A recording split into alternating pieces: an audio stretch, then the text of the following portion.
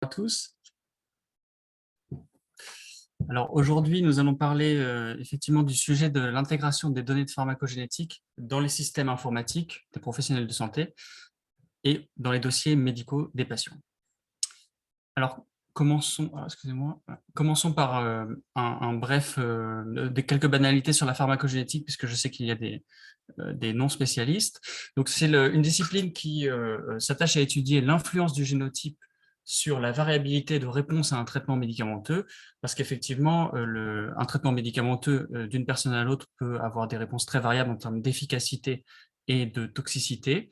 Vous le voyez sur ce schéma, il y a des facteurs physiopathologiques et environnementaux qui peuvent fortement jouer sur cette réponse, mais également des facteurs génétiques qui vont souvent influencer soit sur la pharmacocinétique, c'est-à-dire le devenir du médicament dans l'organisme, soit sur les cibles d'action des médicaments, ce qu'on appelle aussi la pharmacodynamie. Pour prendre un exemple très simple, un médicament qui s'appelle l'azatioprine, qui est un immunosuppresseur, ou la cismercaptopurine, qui est un anticancéreux, ces deux médicaments sont métabolisés, entre autres, dans le foie par une enzyme qui s'appelle TPMT. Et donc, en fonction de l'activité de cette enzyme, qui peut varier d'une personne à l'autre, il y aura plus ou moins de risques d'avoir des effets indésirables, ici hématologiques. Et donc, en conséquence, les sociétés savantes, qu'elles soient françaises ou étrangères ou internationales, émettent des recommandations vis-à-vis des médicaments qui sont sujets à ces effets pharmacogénétiques. Donc, par exemple, pour l'azatioprine, il y a des recommandations spécifiques en fonction de l'activité de TPMT. La pertinence de la pharmacogénétique se juge aussi à travers des études d'efficacité, du rapport de l'efficacité sur le coût, c'est-à-dire qui compare la situation où vous effectuez le test pharmacogénétique versus celle où vous ne l'effectuez pas, pour voir s'il y a une amélioration sur la santé, en prenant en compte bien sûr le coût du test et éventuellement des effets indésirables.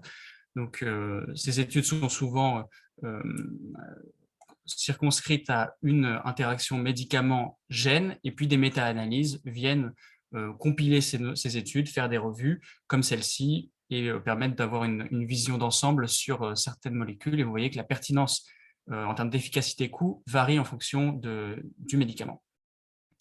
Un autre élément pour justifier les tests pharmacogénétiques et leur pertinence clinique, on entend par là la fréquence des médicaments sujets à des effets pharmacogénétiques qui sont utilisés.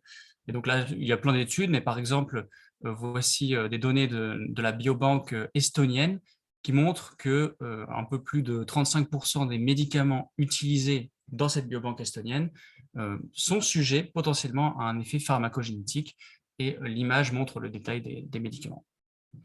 Alors, tous ces tests pharmacogénétiques sont des informations et qui ont besoin donc de transiter de manière efficace, et c'est de ce dont nous allons parler dans le webinaire, avec la possibilité de les intégrer électroniquement dans les dossiers de santé pour favoriser leur circulation et donc l'usage de ces informations. Classiquement, donc le médecin qui voit son patient prescrit un test pharmacogénétique en fonction du médicament qu'il souhaite prescrire, en fonction de sa connaissance, éventuellement aussi pour expliquer un effet toxique a posteriori.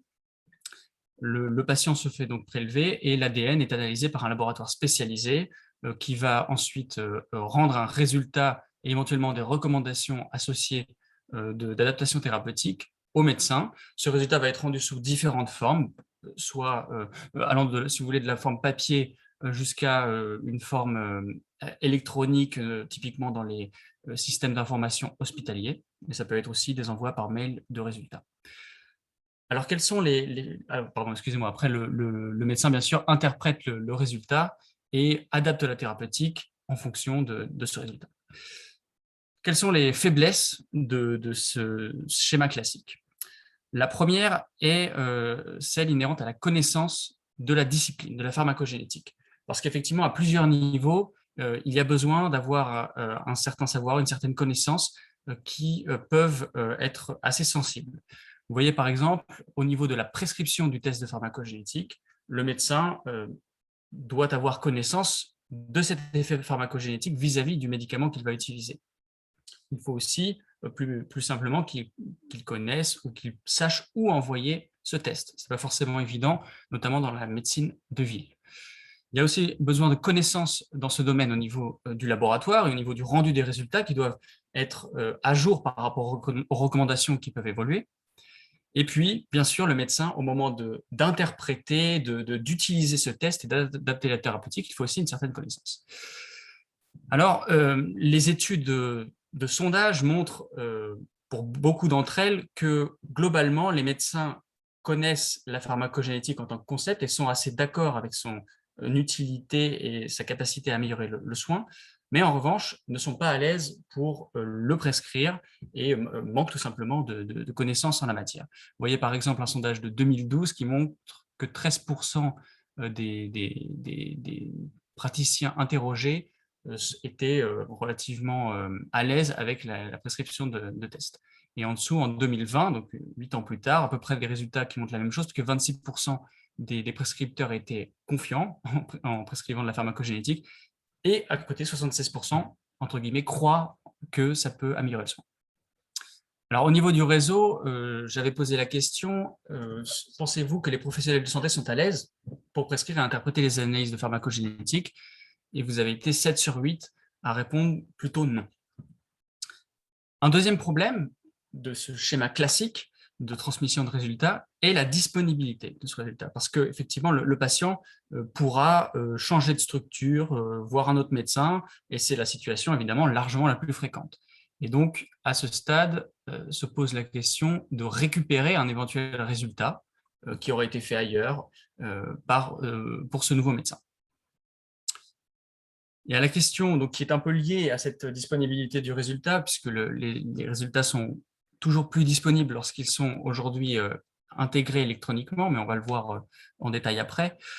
À la question, pensez-vous qu'il faudrait intégrer électroniquement les résultats de pharmacogénétique? Vous avez été tous à répondre oui, 8 sur 8. Un troisième problème est celui de la quantité, de la complexité des données pharmacogénétiques qui va plutôt vers la croissance, si vous voulez. Vous avez une augmentation du nombre de tests, et notamment à travers ce qu'on appelle les tests préemptifs. Donc, pour refaire un point, vous avez deux types de circonstances de tests pharmacogénétiques, celle dite point of care, c'est-à-dire que l'on prescrit un test pharmacogénétique parce que l'on veut prescrire un médicament précis. Et dans ce cas-là, classiquement, les tests sont plutôt ciblés, sachant qu'il peut quand même y avoir des panels utilisés de plus en plus. Et ensuite, avec le résultat, le médecin adapte la thérapeutique. Soit les tests sont dits préemptifs. Et là, le test est préalable à l'indication du traitement, c'est-à-dire qu'on effectue le test, ces données sont stockées, et puis le jour où il y a besoin d'un traitement, eh bien, on réutilise ces données. Et vous comprenez donc l'importance de conserver ces informations et de pouvoir les rendre disponibles au bon moment. Alors, quel serait un système dans lequel ces données pharmacogénétiques seraient intégrées? Donc, je vous en donne un schéma avant de rentrer dans quelques exemples et dans des détails de conception. Donc, le médecin, évidemment, verrait toujours son patient, et au moment de prescrire un médicament, au moment de prescrire un médicament, eh bien, un flux d'informations viendrait l'informer à ce stade de pré-test pour savoir si le médicament est lié ou non à un effet pharmacogénétique, c'est-à-dire est-ce qu'un test est recommandé, et également lié au dossier du patient pour savoir si un résultat est déjà disponible. Voilà.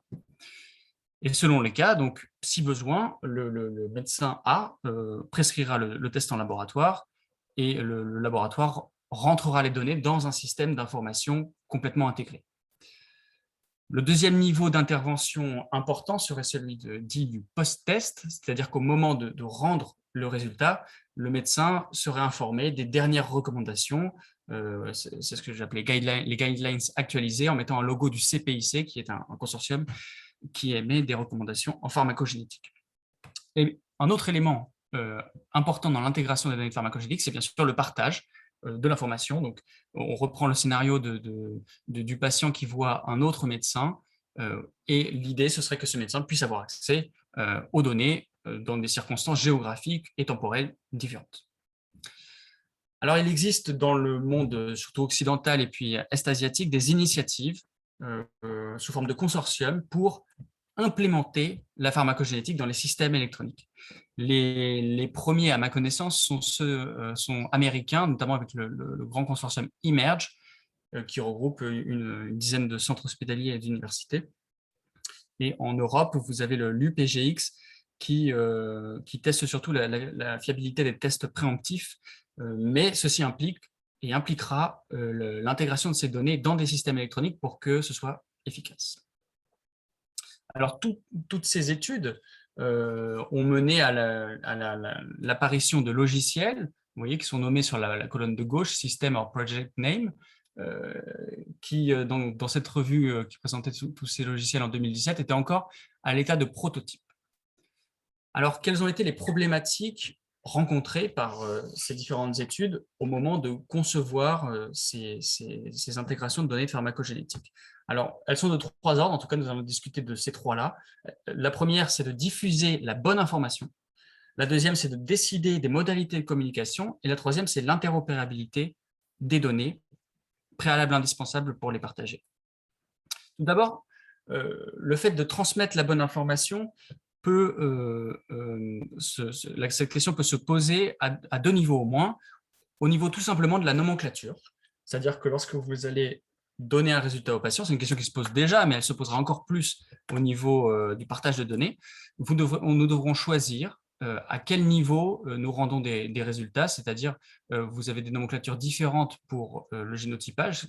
La plus classique en génétique, au moins constitutionnelle, est la nomenclature HGVS, mais en pharmacogénétique, celle qui est la plus utilisée est plutôt celle nommant les haplotypes ou les diplotypes.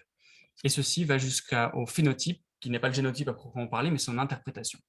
Donc, dans ces études, ce qui est le plus souvent choisi, c'est de rendre le diplotype et le phénotype.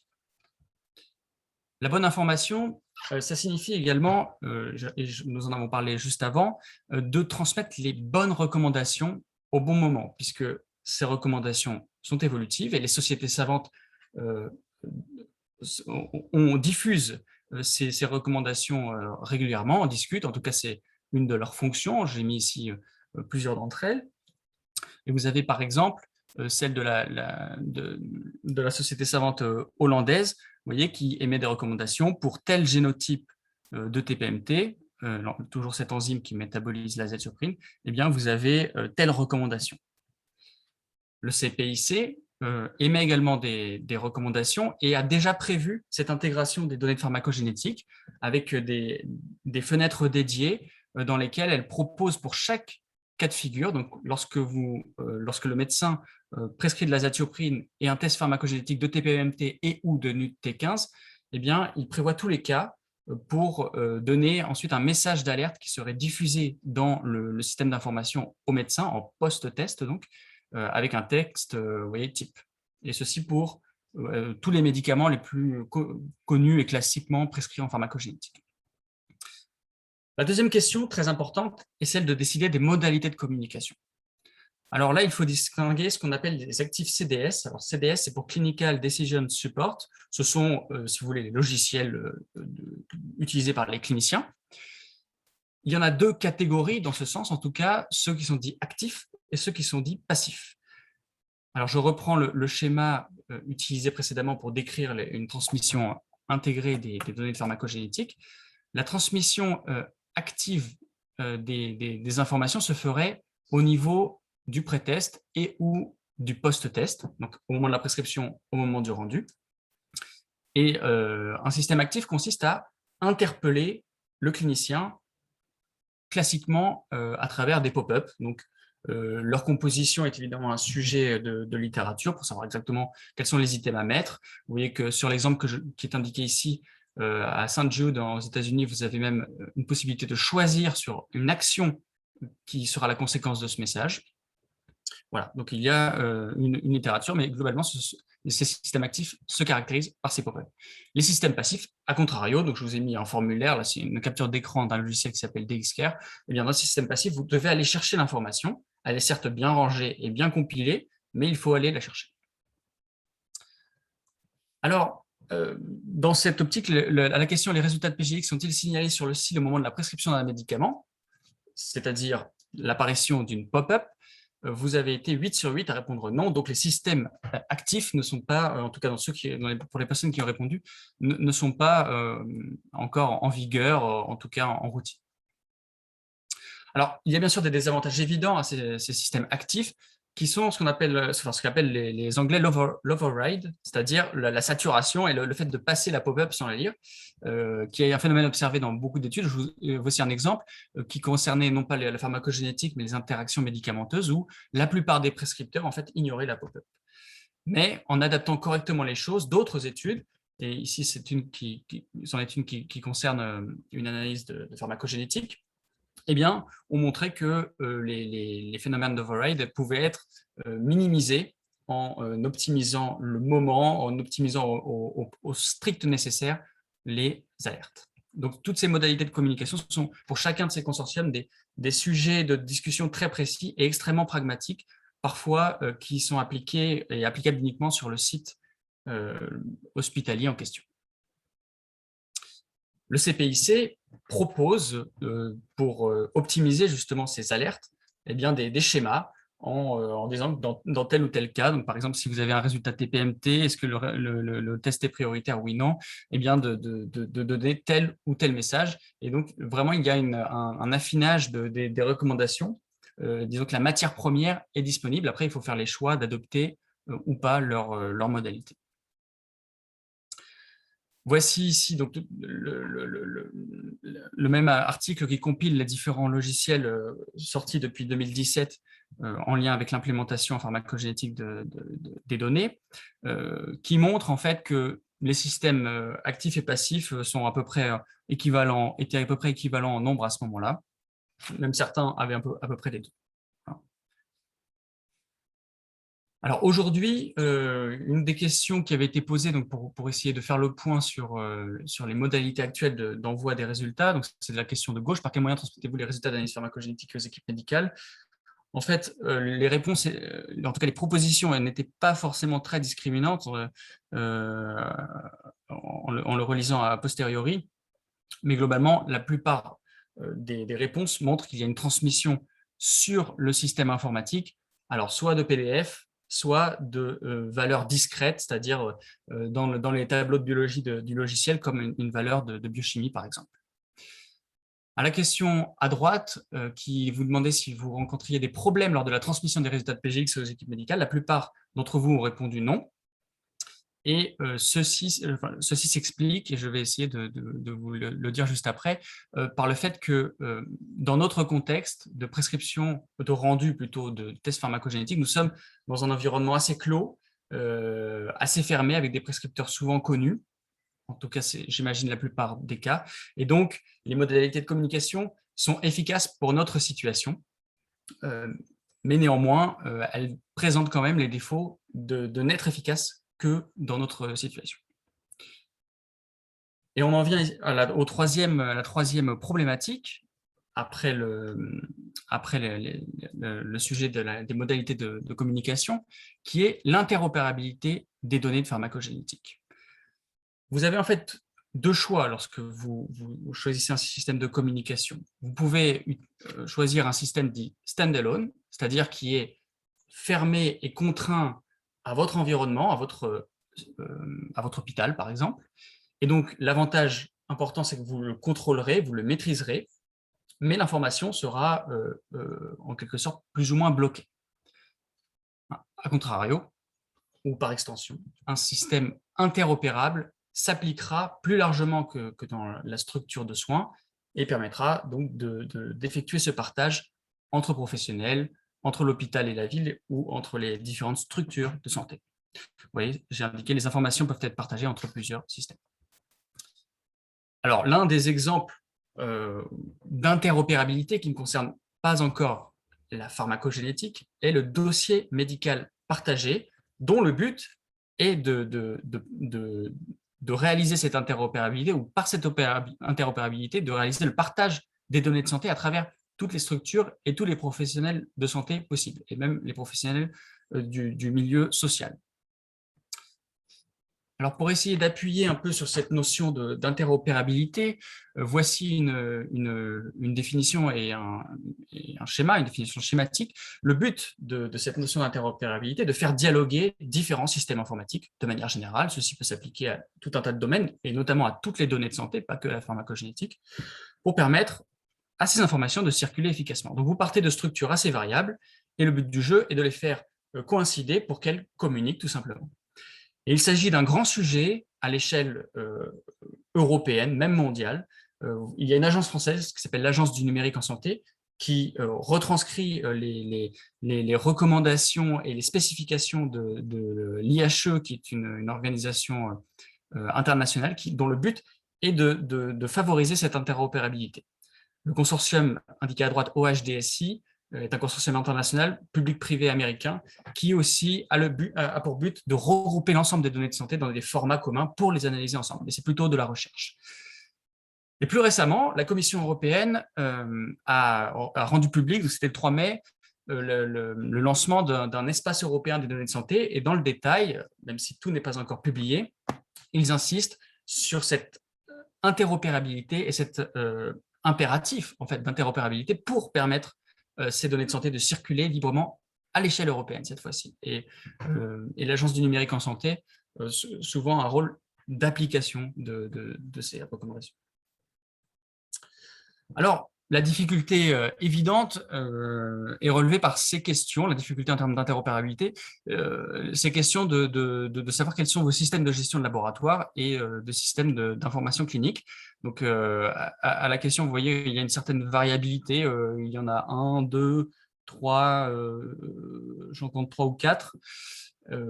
Donc, effectivement, quand les logiciels sont différents, ça implique des adaptations qui soient à chaque fois particulières au logiciel. De même, pour les systèmes d'information hospitaliers utilisés par les cliniciens, vous avez aussi une petite variabilité qui implique à chaque fois un travail informatique, qui impliquera à chaque fois un travail informatique.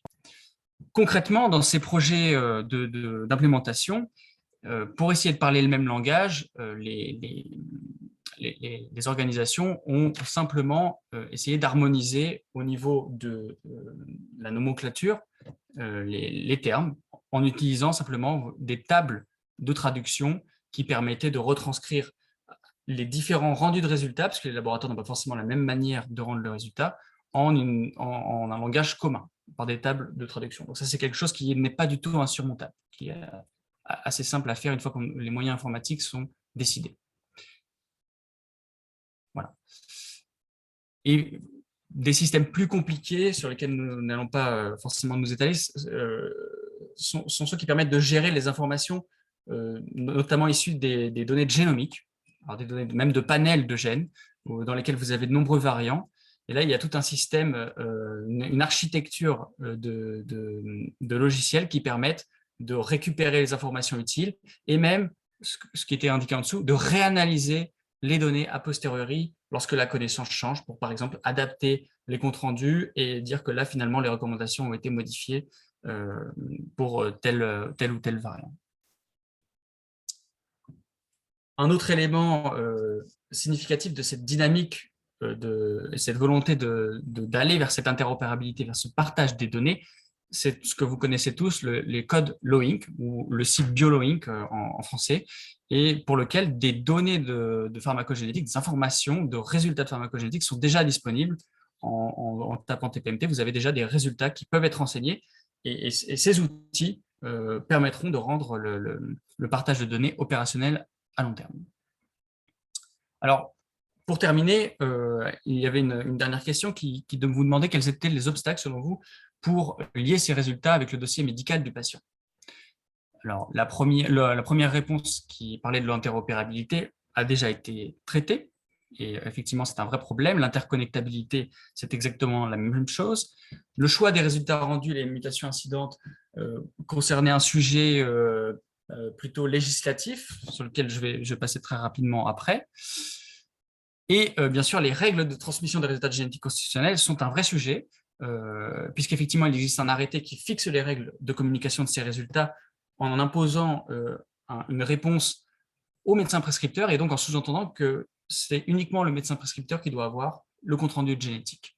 Ce à quoi le RNPGX en 2018 a répondu, en tout cas a indiqué sa position pour dire que la diffusion pouvait être un peu plus large que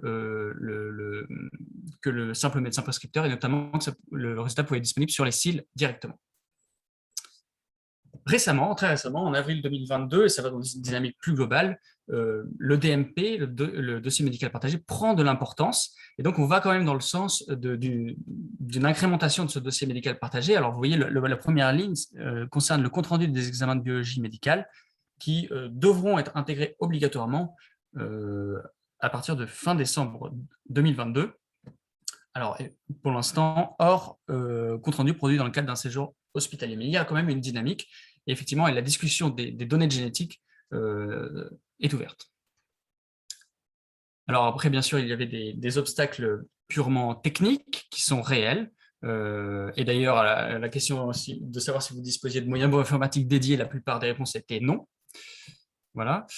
Et effectivement, là, c'est une image d'un article qui essayait de répertorier donc, dans le consortium eMERGE les obstacles qui ont bloqué ou ralenti l'implémentation de la pharmacogénétique. La plupart de ces obstacles, sans rentrer dans le détail, étaient inhérents à de l'organisation pure, à des décisions administratives, à des coordinations entre équipes. Voilà, c'était la principale difficulté, et il y en avait très peu inhérentes à, par exemple, vous voyez ce qui est agrafé en rouge, très peu étaient inhérentes à la connaissance en pharmacogénétique ou aux problèmes de conversion des génotypes, par exemple. Alors, pour ouvrir la discussion, j'ai indiqué quelques éléments ici.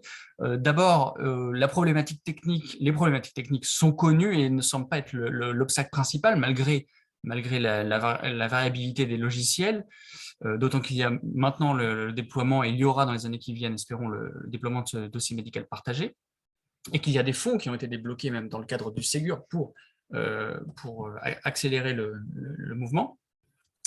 La plupart des projets qui ont été menés l'ont été en consortium, et souvent dans un contexte d'intégration de l'ensemble des données de santé. Par exemple, eMERGE, ce n'est pas du tout que la pharmacogénétique, c'est la génomique en général. Il y a plusieurs sous-projets, dont celui de la pharmacogénétique. Alors, quel est le rôle des sociétés savantes dans ce cadre? Est-ce que c'est un rôle de donner un avis, d'éclairer ou de lancer des projets? Ce genre d'amélioration, en tout cas, permettrait de favoriser les bonnes pratiques, sans aucun doute, de favoriser la circulation de l'information, d'éviter les pertes d'informations patients, et serait très cohérente, il me semble, avec le déploiement de tests plus larges, soit panel, soit tests préemptifs, puisque les données sont plus importantes, et pour être exploitées, il faut des systèmes solides. Une autre question, donc l'avant-dernière ligne, est de savoir s'il faut agir à l'échelle locale. Est-ce qu'il faut modifier ou créer des petits systèmes d'alerte à l'échelle locale, ou bien avoir une action absolument plus globale et ne pas se perdre dans des projets à une échelle trop réduite. Et enfin, la dernière question est de savoir si la législation nous bloque à un certain niveau ou pas pour intégrer ces données de pharmacogénétique dans les systèmes électroniques. Je vous remercie, j'en ai fini pour le topo.